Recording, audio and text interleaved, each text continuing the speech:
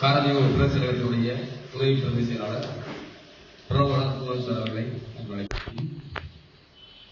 மிக தொன்மையான பழமையான கதிகாம் பாதையாற்றுடைய தலைமைதான் நடாத்துவதற்கு வருகின்ற எமது அம்பாறை மாவட்ட மேலர் ஐயா அவர்களையும் மற்றும் கலந்துரையாடலுக்கு வருகின்ற பிரதேசங்களினுடைய பிரதேச தவிசாளர்கள் மற்றும் எமது மாகாணத்தினுடைய முன்னாள் கலாச்சார திணைக்கள பணிப்பாளர் தவிசாளர்கள் உதவி பணிப்பாளர்கள் தொடக்கம் அம்பாறை வரைக்கும் வருகிற அவற்றினுடைய நிர்வாக உறுப்பினர்கள் அனைவரையும் அன்போடு வரவேற்று வாய்ந்த ஆலயங்களில் ஒன்றாக கருதப்படுகின்ற கதிராம கண்ணனுடைய இந்த பாதையாற்றுகளில் கட்டாயம் காணப்படுகின்றது.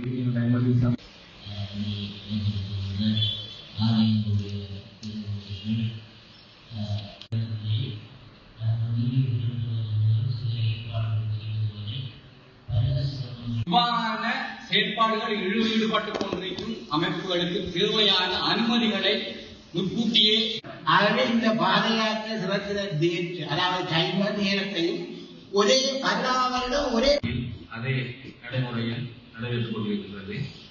இருந்தாலும் கிராமத்தினுடைய தொன்மை என்பது இதிகாசங்களிலும் தேவாரங்களிலும் மற்றும் திருக்குறள் போன்ற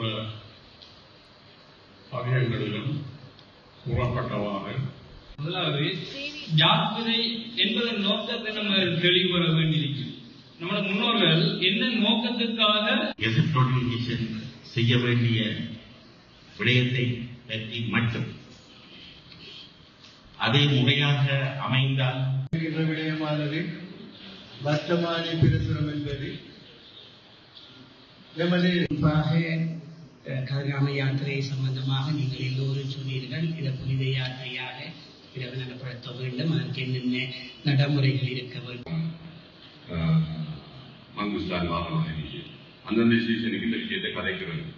அதாவது இது அர்த்தமானது வணிகர் அது அவர்களுடைய விசேட பாதுகாப்பு ஏற்படுத்துதல், வரவிருந்த திணைக்களங்களாக திறக்கப்படுகின்ற காட்டுப்பாதை எவ்வளவு எப்படி திறக்கப்படும், எவ்வளவு நாட்கள் செல்லும், அந்த விஷயங்களுக்காக நாங்கள் இதே முகாமை செய்ய முடியும் என்ற விஷயத்தை நான் மிக தெளிவாக சொல்லிக்கொண்டு எதிரே இருந்தாலும் உங்களுடைய தேவைப்பாடுகள் ஒரு